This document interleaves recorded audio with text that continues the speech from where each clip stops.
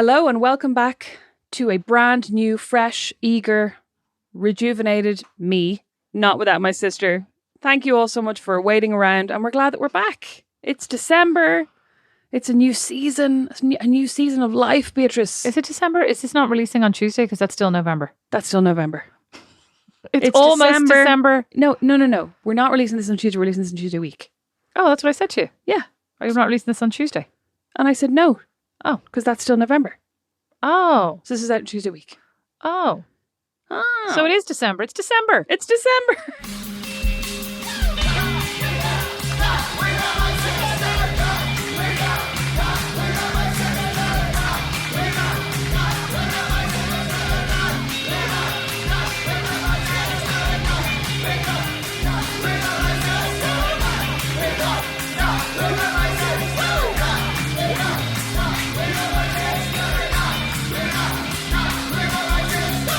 Thank God. That means I've opened all my advent calendars. We've opened 7 of them. Oh yeah, 7 days worth. By the time this episode is released, you will be a quarter of the way through your advent calendars. How many advent calendars do you have? Will I? Yeah, this is December 7th. 1, 2, 3, 4. Hold on, let me count on my fingers. 24, but 20. Yeah, okay, fine. Actually, more than a quarter. Almost a third. Almost. How many advent calendars do I personally have? I have none. No, in your home. We have a cheese one from Aldi. Ooh. I don't really know who that's for. It might be for you. I have a Bon Mama jam one for Mother. That's cute. I have a whiskey one for Don. I almost bought the Bon Maman jam one for you, and Brandon was like, does she like jam? I was like, everyone likes jam. No, not really, I don't. Oh, do you not? No. So it has some honey as well, your other most hated God, no thanks. I have I have like the Kinder $2.99 chocolate one that I might be eating. I have a Lego one. I have a car one. And you know what? I was like, there's so many fights over the fucking advent calendars every year. Just get the one each? Yeah, I was like, I'll get 2 for the 4 of them. Okay. You know what I mean? Yeah. And then one for Granny, one for Grandpa. But my plan is on December 1st to come down with a big ta-da of the jam one and the cheese one for the kids. And then be driven into a rage by their ungrateful faces. You're so mean. I want to be like, ta-da! There's going to be so many tears from Chance. Oh my God, why don't you this is what you should do for our podcast channel. You should do that thing, isn't it? Jimmy Fallon does that thing where he gets people to give their kids like an early Christmas present, and it's a banana or it's like something. Why don't you do that with your kids? Because it's so mean. Bell's reaction would be... No, it's so mean. I told Bo yesterday that when we go to the work Christmas party this year, he is absolutely... none of us are taking any gifts, and he is still trying to wrap his brain around that one. I know. But I was there for that conversation. I was trying to talk him down. Yeah, he's just not... I think the minute I see his face turning any shade of puce, I just need to pick him straight up, put him in the car. Fair. I mean, to be fair though, I understand, because if we had gone... Remember we used to go to the IBM Christmas party? Mom was saying that there used to be loads of drink at that. Not for us. I just remember chicken dippers. Of course not. We were kids, but for the adults. Oh. Jesus Christ.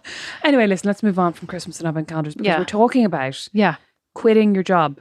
Yes. Which actually, I think thematically, it's a good time. Like, it's not a Christmas topic, but it's a good time because I feel like the end of December is a time when you start to kind of reevaluate. You know what I mean? Going into January, you're like, well, what do I want to do differently now? Well, Rosemary, don't forget that right now there's the Great Resignation happening, right? After the pandemic. Oh, yeah. It's like more people leaving their jobs, reevaluating their lives, figuring out what they want to do, etc. What's life all about, as Mom would say. What's it all about? What's it all about anyway? And like, are you working to live? Are you living to work? Etc. Do you know many people, like personally, who've left their jobs? Well, I mean, during the pandemic. Yeah, no, because people didn't leave during the pandemic, so there was an artificially low level of resignations during the pandemic. So now now deeper into the pandemic, you're seeing a lot more resignations because people who would have quit. But that's kind of what I mean. I'm saying, do you know anybody personally? Do any of your friends or family? Loads of people in my office have. Oh, not really? not loads, but a good few. I mean, it's more that it's all happening at once versus any of it happening over the last 18 months. So I think had it been a normal staggered effect, you'd be like, no, it's not a large number of people. Yeah, but when it's 10 people over 2 years, it's not a lot of people. Yeah. When it's 10 people in 2 weeks, it's like, Jesus, what's happening? And it's not in 2 weeks. Yeah, but yeah, like we're seeing, people are leaving. Like, so not lots, but some people I know, yes, have chosen to leave, and the majority of them are leaving because they're like, a lot of people are, everybody's feeling exhausted still. This thing is an ongoing, thing, and everybody's An feeling ongoing drained. trauma. Yeah, everybody's feeling super drained. And again, I mean, I think it definitely put things into perspective, and people's values have changed. So like what mattered to you before probably has been amplified throughout this whole experience, and people are making different choices. So Yeah. So having said that, the question, people are leaving for different, but why did you ever leave? Well, I was actually as we were talking there, I was trying to think. I have obviously a lot of friends who have different jobs, and I've, there are friends recently who've talked about how they want to leave their jobs or they're looking for other opportunities. And I'm always impressed by people's restraint in a way, because historically, for me, anytime I've decided that I want to leave a job, I literally just hand in my notice that week. Like whether I have something lined up or not, I'm really bad at just sticking it out and biding my time and like evaluating things. Now, like it might be different now because I have a mortgage and I have a family, and I think Brandon would murder me if I suddenly was like, I'm quitting with no plan, like whatever I was doing. But I think in the past, I definitely have just been like, I hate this, so I'm handing in my notice right now. But I think there have been a couple of times where, so I'm trying to think, like when I left Urban Outfitters, which was a job that I actually really loved and got a great discount, 40%, it was amazing.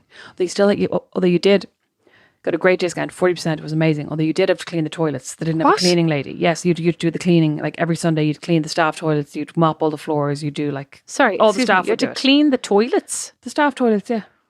Like a different person would have to do it every week or whatever, because they didn't hire a cleaner. They're very cheap, despite the 40% discount. But I really, really liked that job. And I left that because I got offered a job at Zara and the pay was much better. Mm-hmm. So I came in before Zara had opened in Ireland, and we were doing like 2 weeks training in London, and they were giving us a certain amount of pay. And because they hadn't established the brand or like not the brand, but because they didn't have a shop in Ireland, they were giving us set commission. So usually in Zara, you get commission based on the shop sales, but they were giving us like a guaranteed commission of X or whatever. And it worked out at like a really good pay. And I remember when I handed in my notice actually at Urban Outfitters, my manager at the time was like, oh my God, you're going to be getting paid more than me. Like in your new job, kind of laughing, going, I should have gone for that. I think it was because she asked like, oh, why are you leaving? And I was like, well, I just couldn't really turn it down. They offered me really good pay.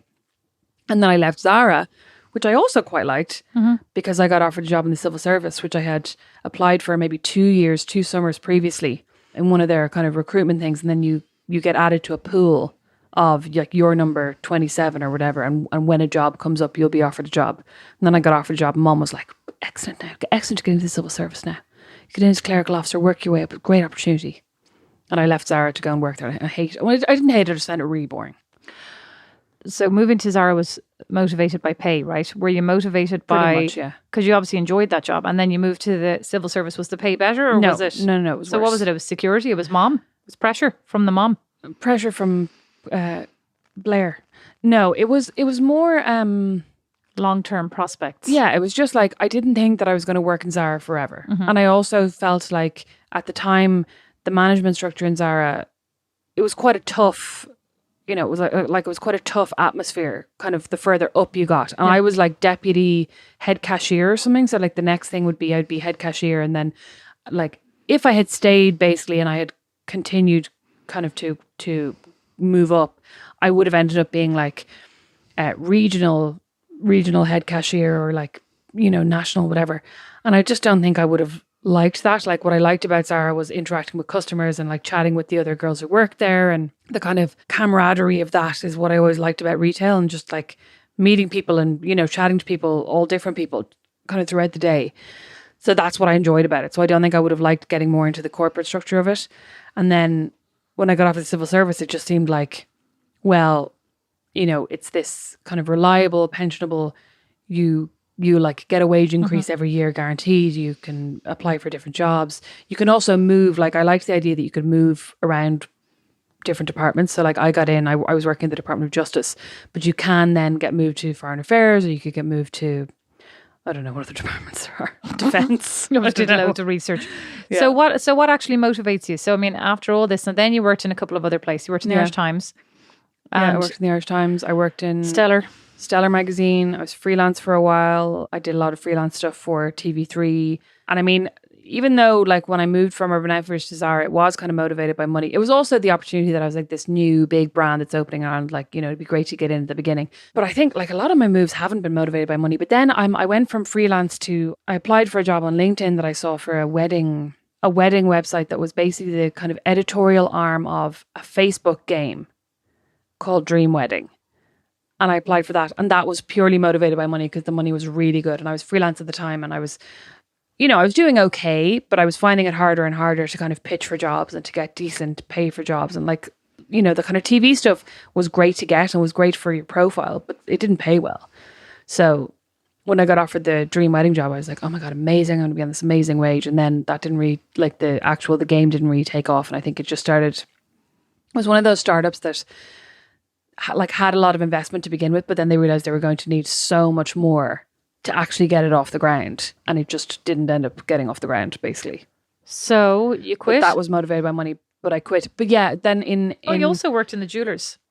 Oh yeah. I worked for Fields Jewelers. I think that's in their kind of social media and marketing. I think that's a good example of you deciding you were going to quit, and come hell or high water, you were going to quit by Wednesday.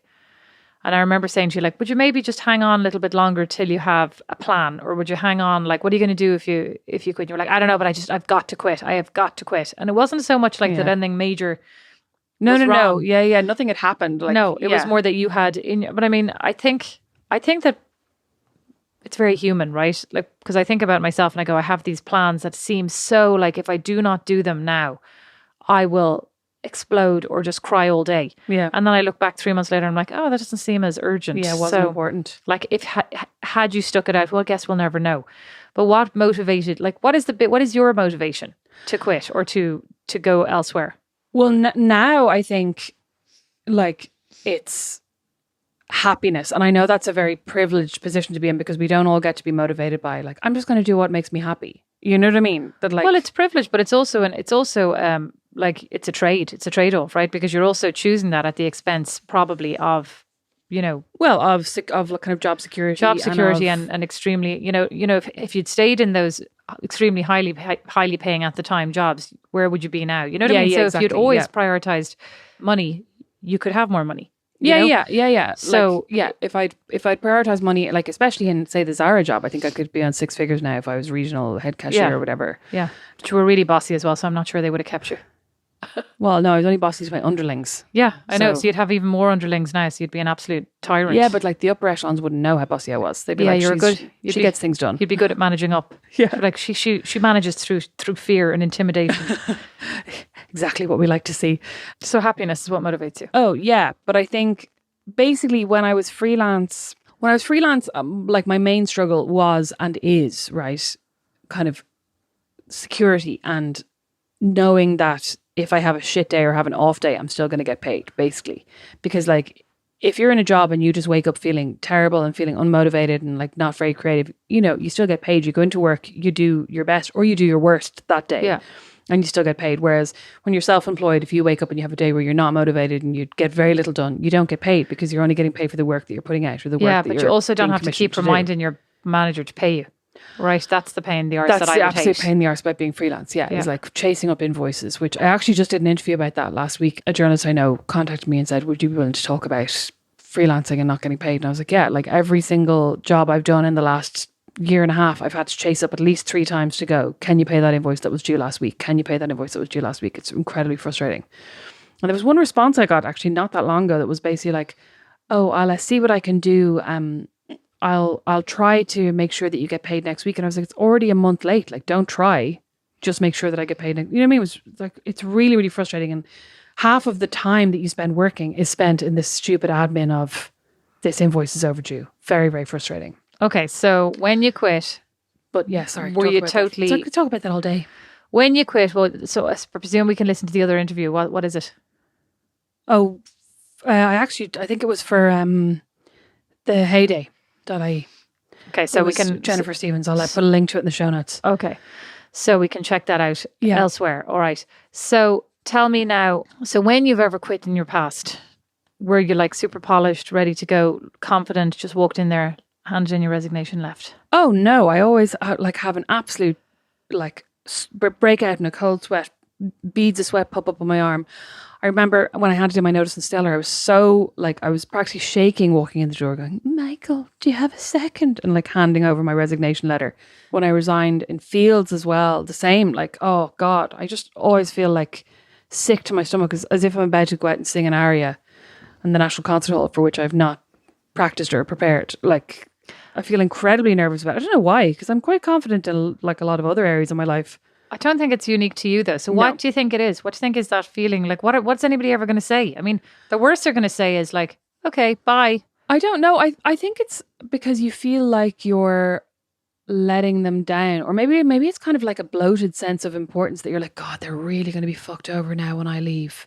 You know me, that I feel that I have felt guilty in the past. I'm like, I'm about to cause this person real hardship. You know, is it, or is it more that me. we just like we have a conflated sense of, oh, yes, this is it now. Finally, this is what we've wanted. Finally, thanks. Here comes Tillip with a cup of tea. Thanks. Thanks, Dad. Thanks, Dad. You're welcome. Thanks a million. Our parents finally made it over. The travel ban was lifted. They've made it over. They're about to guest star on their own episode of the pod. They don't know it yet. Brilliant. Good work, Tillip. Brilliant. That's what it's all about. Finally, they've realised their roles. Okay.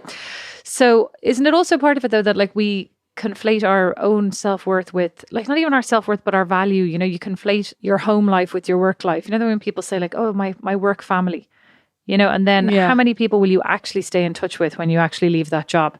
Oh, I don't think I've ever even thought about that when I've been leaving jobs. But I mean, it's part of that. You feel guilty because you're like, I'm abandoning this ship. Oh yeah, you know, yeah, I'm letting them all down. They're as invested in me as I am in them, and like they are while you're there. You know, but then it's a business and they have to get on with it. So you're gone on Monday and nobody, like, okay, there are moments where you go, oh God, I missed that one. They were brilliant at X, Y, and Z. Yeah. Or like they were really great, important members of the team. You know what I mean? In terms of like the morale, etc. But in general, you just because I mean, you have to get on with it. What are you going to do? I do remember when somebody handed in their resignation once to me, I cried.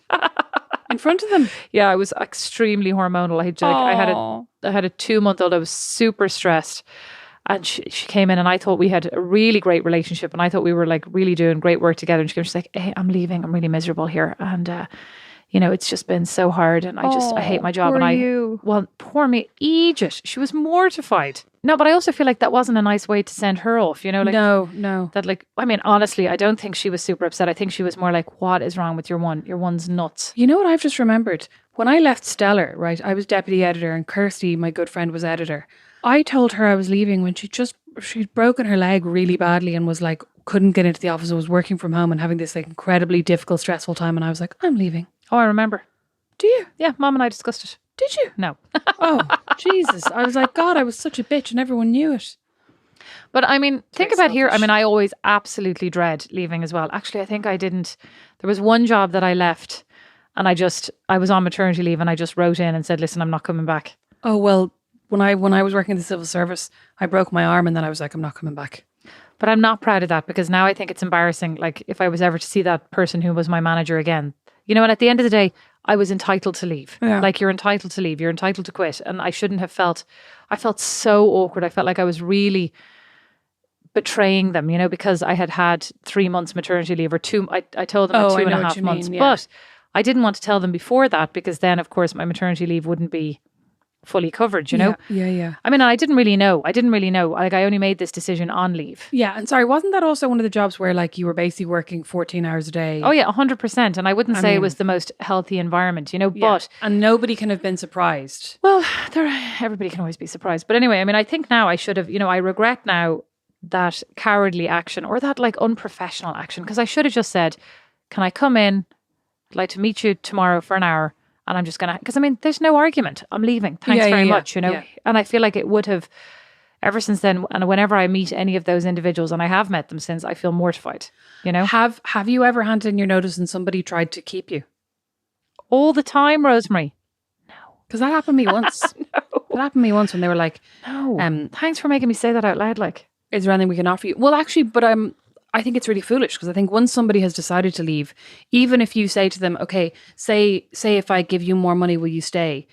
You know that they're still looking elsewhere. Do you know what I mean? But that's like in the majority of cases, right? If you were willing to, like, I feel like as well, if it really is money that they're after or title, like there is value to having a conversation with your manager and saying, if, you know, nobody wants to say, I'm going to look for another job, right?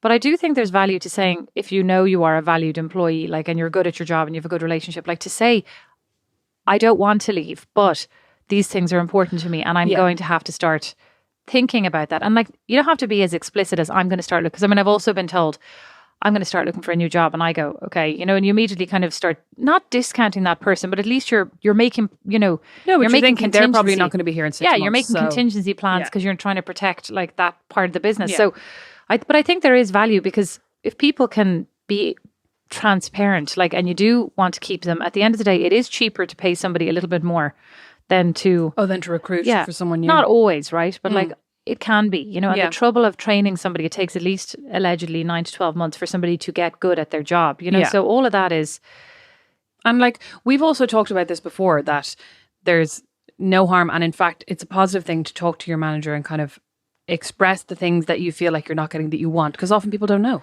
yeah, well, you know, I was thinking about this recently because I was talking with somebody about you know, career pathing. And the thing is, like, I think you have to be really careful. I'm not sure everybody is fully clear on what motivates them and what they want as their next step. Because very often people say to me, and people are also reluctant, like, because especially for women, it's seen as, you know, it's not an admirable trait, or they have been Yeah. trained, regardless of all the things we read and all the things we say, they've been trained to think that like they shouldn't be advocating for ambitious. themselves. Yeah. You know, it's real like, I'll be rewarded if I work hard enough. You know, you might be, but also you're more likely to be rewarded if you work hard enough and if you also advocate for yourself Yeah. loudly, you know, not rudely or like not aggressively, but like consistently. Yeah. Firmly. Yeah. Yeah, firmly is a good word. And, you know, one of the things that I was thinking about recently, because like I was saying, there have, you know, in this whole environment, people are leaving and people are talking about what they're looking for, et cetera, and like lots of things that I'm reading as well. And one of the things I noticed is that people don't necessarily, like, you believe when people tell you, I don't want, you know, X or I want Y, but actually then they leave and they say, I left because I got offered this other thing. And you're like, oh, I didn't know that's what you valued. Yeah. Because yeah. they've never actually thought about what would it take for them to go somewhere else, or what would it take, like, what are they really interested in? And like, if you don't know, you can't work towards that, Yeah. you know? But you know what? I used to always think that I wanted, like, especially I think when I started working at the Irish Times, I was so happy because I was like, okay, I'm going to make it, right, as a concept. Like, I'm going to do something, you know, important, or not even important, but basically like I'm gonna, like, my name will be known by people. And I thought that was really important to me. But I think it was only when then, like, kind of years later, and I was freelancing and I was doing the kind of social influencing thing, and I was like, my name was known by way more people then than when I was at the Irish Times. Like, there were more people watching my stories than would read my articles online. Do you know what I mean? But I realized actually that it wasn't about having my name known, or, you know, kind of any kind of fame or notoriety. It was more about, I needed to feel like the work I was doing was valuable. And I mean, I don't always feel that now. You know what I mean? Like I don't feel like my money diaries are kind of giving a great value to the world. But there is stuff that I do write sometimes about kind of grief, or about breakups, or about emigration, or, you know, that Could you write about feel something like happy?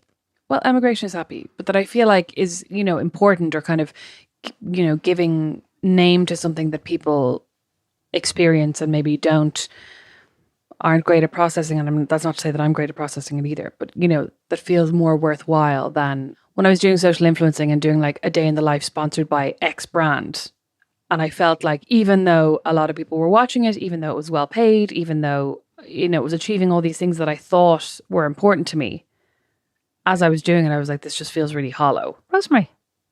Goes right back. Claire McCabe, Bastion of Wisdom. What's it all about? What is it all about? And I will tell you that I too have been thinking to myself recently, you know, your career is long. Like, one's life is short and long at the same time. Like, there's another 20 years at least of me working. And I'm like, what am I going to do what am I going to fill those 20 years with?